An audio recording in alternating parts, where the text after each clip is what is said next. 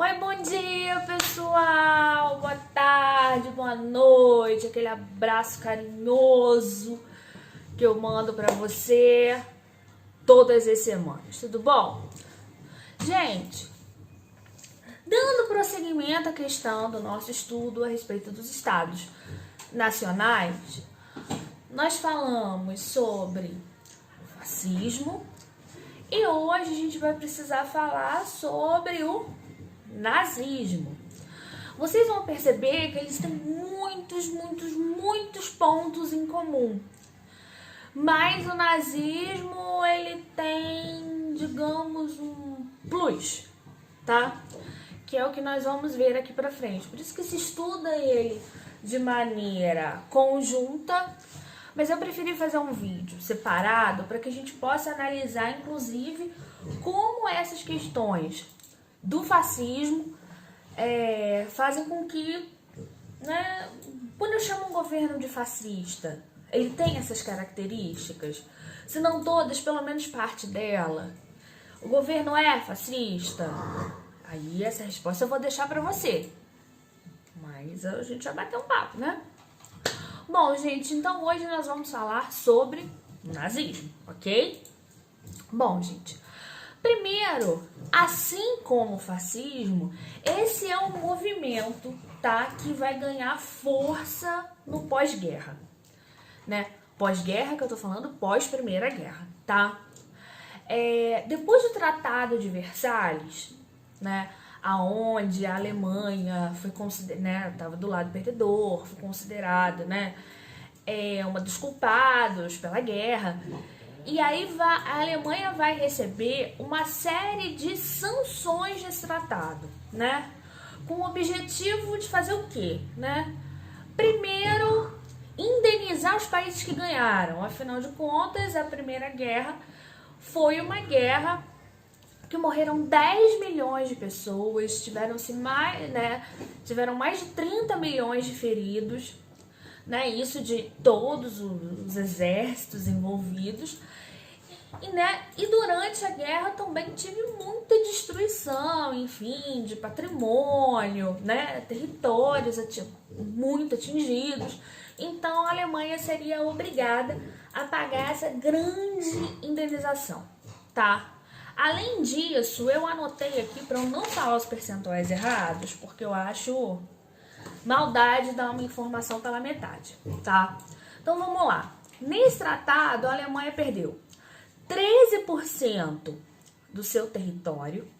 Lembrando que a Alemanha, quando entra na primeira Guerra, ela ainda é um império alemão. Ela não é uma república, tá?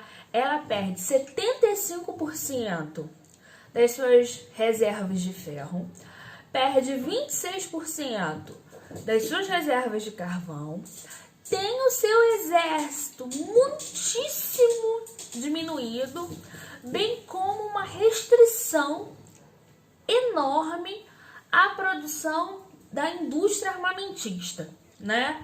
Além disso, a Alemanha também precisa abrir mão das suas colônias, né? Tudo isso para pagar essas indenizações e colocar, né, digamos assim, a Alemanha no seu lugar, né?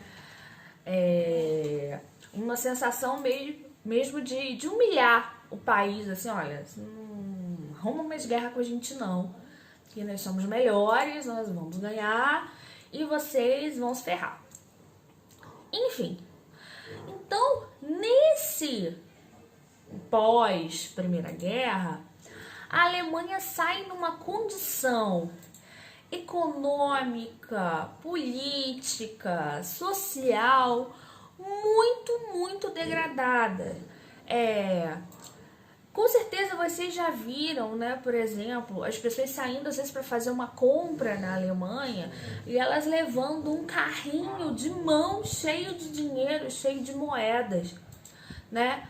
Infelizmente isso não foi uma cena que foi protagonizada dessa forma. A Alemanha vivia hiperinflação, né? Um descrédito muito grande com relação a todos os políticos, né, que vinham no período, não se, a política ela perdeu a credibilidade, né?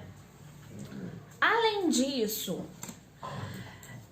na verdade, por isso vai surgindo, né, na década de 20, já que o Tratado de Versalhes é em 19, vai surgindo na década de 20 uma ideia de tornar a Alemanha grande, né? A Alemanha ela precisava recuperar aquilo que ela havia perdido pelo Tratado de Versalhes. Então, vão surgir o quê? Grupos extremistas, né? Assim como nós falamos do fascismo, de um grupo extremista pós Primeira Guerra. Então a gente vai ter um surgimento, ou melhor, um ressurgimento, porque já havia na história da Alemanha no século XIX também grupos nacionalistas mais extremos, tá? Na segunda metade do século XIX. Então essa ideia ela retorna, tá? E eu vou ter essa visão mais extremada.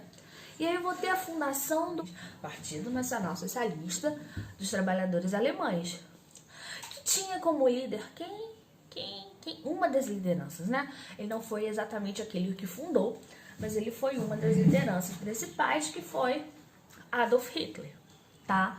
O partido, ele é fundado se eu não me engano, em 1920. Bom, entre os anos de 1924 e 1929, a Alemanha ela vai voltar a ter um pequeno crescimento econômico. Mas ela vai ter esse crescimento econômico por quê, professora?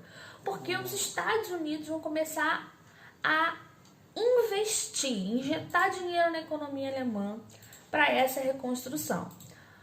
Logicamente, nós já conversamos, nada disso é só porque ele é bonzinho, mas porque ele está ele está melhorando também a economia do país dele, ele está fazendo um investimento futuro, digamos assim.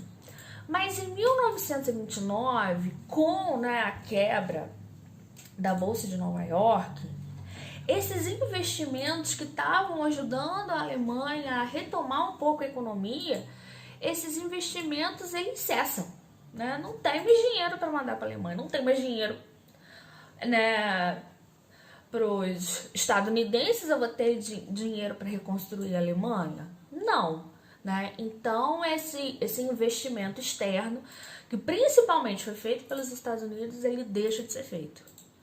Nisso, a economia cai em declínio novamente, né? Ela que estava começando a pegar um fôlego, ela cai em declínio. Bom,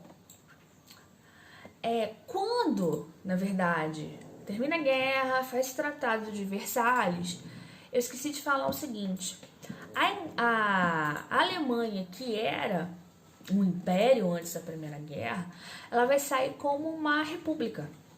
A República de Weimar. Então, eu saí de uma monarquia e eu vou para uma república, onde eu tenho a figura de um presidente e também de um chanceler, que equivale ao cargo do primeiro-ministro. A gente só muda a nomenclatura. E essa República de Weimar, logicamente, se eu mudei de monarquia para república, eu tenho que fazer uma nova Constituição, não é? E nessa nova Constituição eu vou ter novas diretrizes políticas.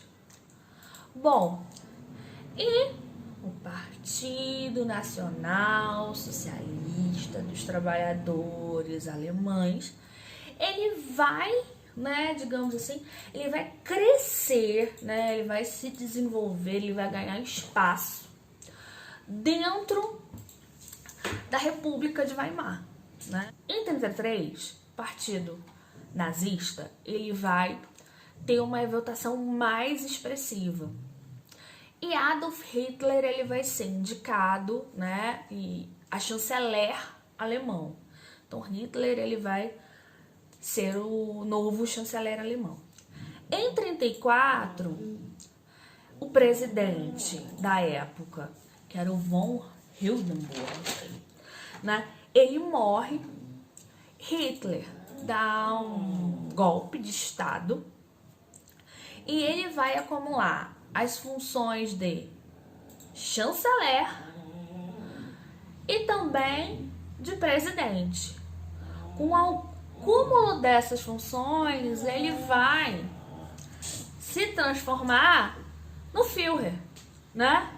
Que o Führer é o senhor único de toda a nação, né? É aquele que tem o poder total. Então, a partir de 33, a gente vai tendo um crescimento absurdo, digamos assim, da ditadura, dessa ditadura nazista na Alemanha. Em 33 ainda, né, nesse período que ele ganha a eleição, ele se torna chanceler, entre 33 e 34, o que acontece é o seguinte, né, há um incêndio criminoso no parlamento alemão, tá? E que as pessoas atribuem esse incêndio criminoso aos comunistas, né? O partido rapidamente atribui um incêndio. O incêndio foi feito pelos comunistas. Que comunista? Não sei, mas foi feito pelos comunistas, né? E aí junta esse incêndio criminoso do parlamento com a morte do presidente, né? Enfim, o golpe ele se sustenta completamente, né? Só que a gente precisa lembrar uma outra coisa muito interessante. Quando a República de Weimar está sendo construída, né, ela vai durar poucos anos. Ainda na década de 20, quando existe a fundação do partido nazista, eles tentam, né, como é que eu posso dizer assim, derrubar a República, aplicar um golpe, né, e eles são presos. Eles vão ser presos ainda nos anos 20. Quando saem da cadeia, eles conseguem um grande protagonismo político. Guardem a informação. Bom, gente, a gente precisa agora falar sobre, vamos botar assim, falar um pouquinho sobre a figura central, né, o representante maior do partido, né, do nazista, que vai ser Adolf Hitler. Adolf Hitler, ele nasce no final do século XIX. Ele é austríaco e ele vai ser um combatente da Primeira Guerra, tá? E aí, com esse sentimento todo de revanchismo que cresce na Alemanha, né? Devido à questão das humilhações, das grandes perdas para a população alemã, de você ter que diminuir seu território, enfim, vai surgir um grupo da classe média, trabalhadores e ex-combatentes que estavam insatisfeitos com essa situação econômica, política e social da Alemanha. E esse grupo ele vai fundar o Partido Nazista, ok? A ideologia pregada por esse grupo é você retomar o protagonismo político e dar à Alemanha, né, voltar à Alemanha às glórias, né, do passado. Como eu mencionei para vocês, ainda nos anos 20, eles tentaram dar um golpe, né, na Baviera, na região da Baviera. Contudo, eles foram presos.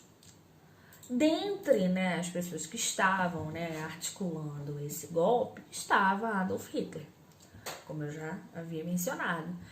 E Hitler, tá, ele vai, durante, né, o seu período na prisão, ele vai escrever toda a ideologia nazista e vai escrever também tudo aquilo todo o projeto político e como alcançá-lo num livro chamado Mein Kampf, Minha Luta, tá? E esse livro, se você puder ler pelo menos uma parte, é um livro de dificílimo acesso, mas a gente consegue se a gente procurar na internet, a gente consegue ter acesso a alguns trechos. E são, assim, bem impactantes. Bom, gente, quais são as principais... Eu não vou falar aqui da Segunda Guerra, isso aí eu deixo para o professor de História, tá? Mas quais são as principais características do nazismo?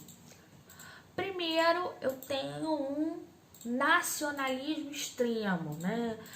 Ah, professora, mas se você amar a sua pátria não é bom? Amar a minha pátria, claro que é bom e saudável.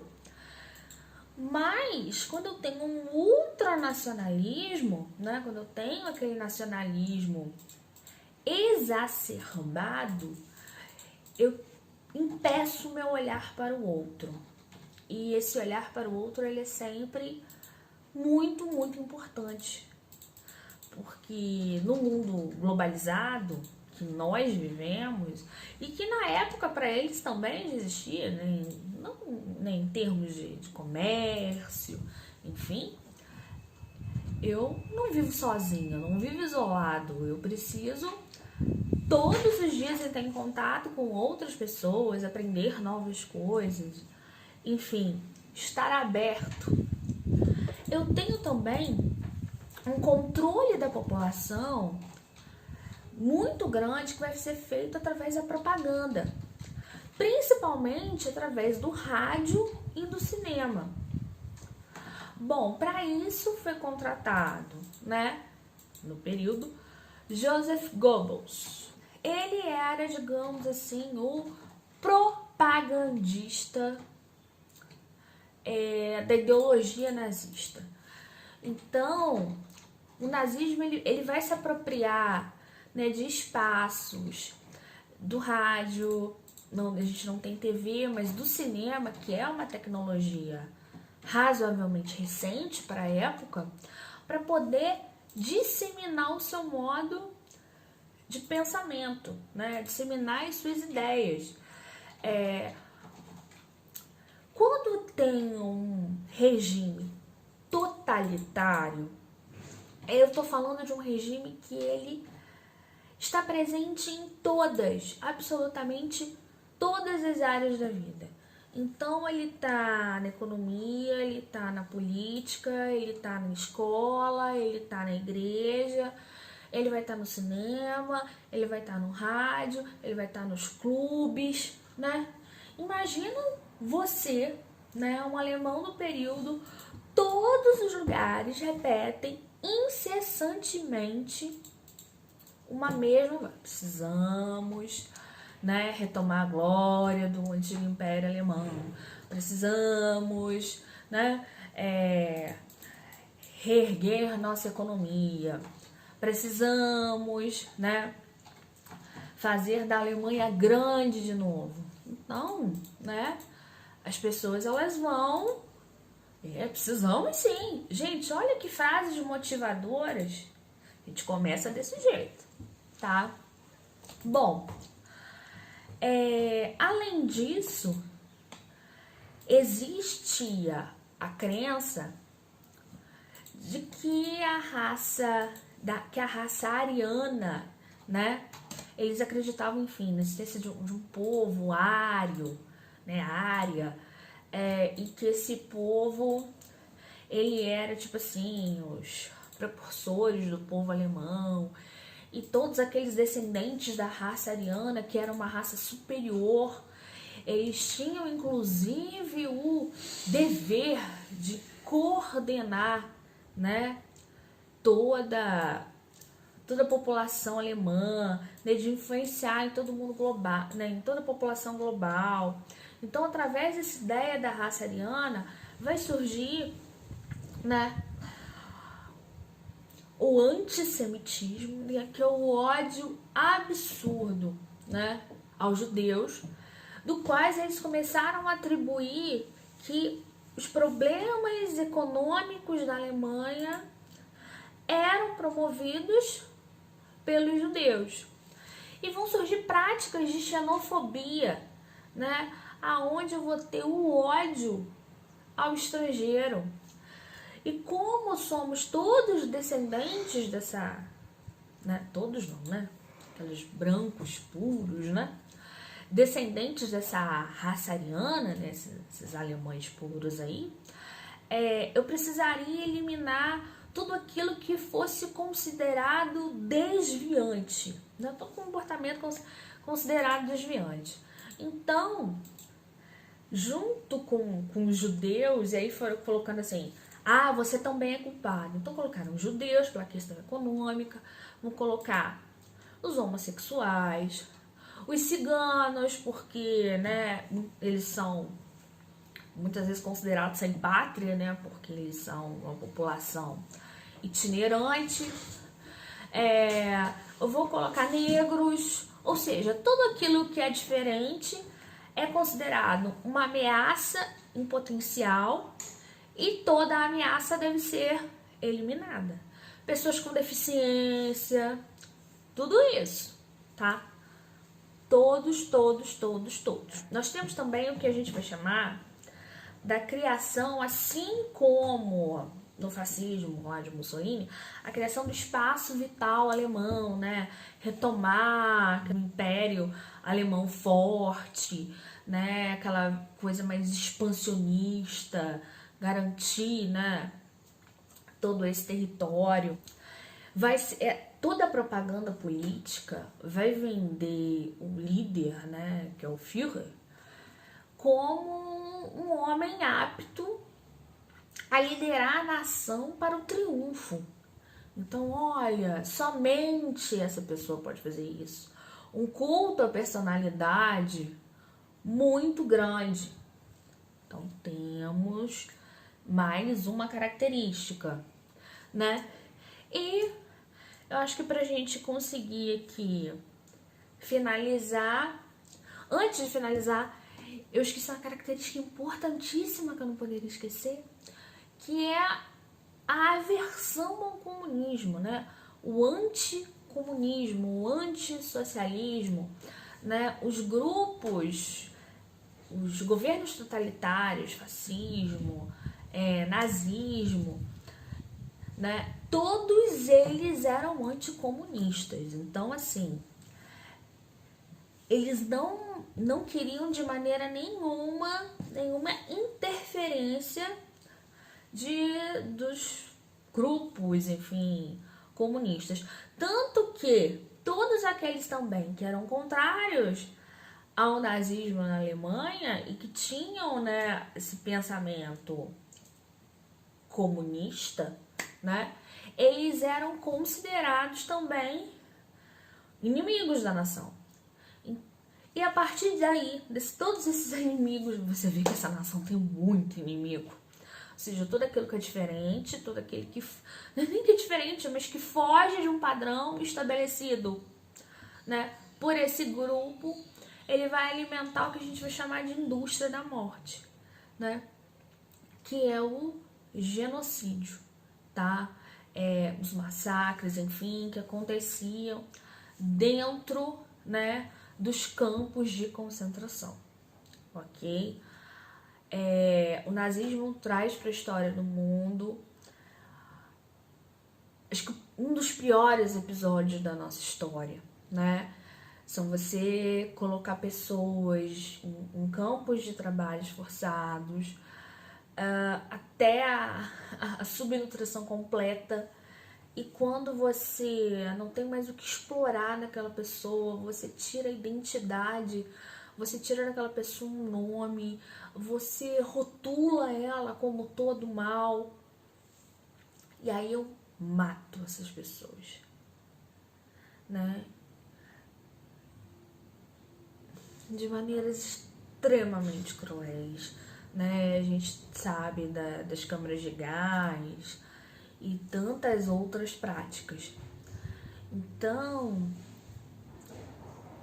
o nazismo, ele é uma parte da nossa história que eu falo, história mundial, que realmente a gente tem que estudar sempre, que a gente tem que rever sempre. E que sempre que nós identificarmos que tem muita característica ali parecida, tem um ideal muito parecido, vendendo-se essa ideia de que eu tenho uma liderança que é capaz de acabar com tudo, uma liderança capaz de levar, né? Só ele pode resolver os problemas, só ele vai resolver tudo. Começar a apontar esse grupo é culpado, aquele grupo é culpado. Fica de olho. A nossa história, ela é história não porque aquilo que tem que ficar no museu e tem que ser esquecido. A gente tem que trabalhar a história como algo vivo, né? Ela é feita por seres humanos e todas as fraquezas humanas estão aí desde sempre, né? Talvez um pouco mais calmas de um período, um pouco mais radicais no outro, mas ela tá aqui sempre. A história nos ensina e a história nos ensina muito. Repense suas práticas. Analise seus governantes. E depois a gente conversa, tá? Grande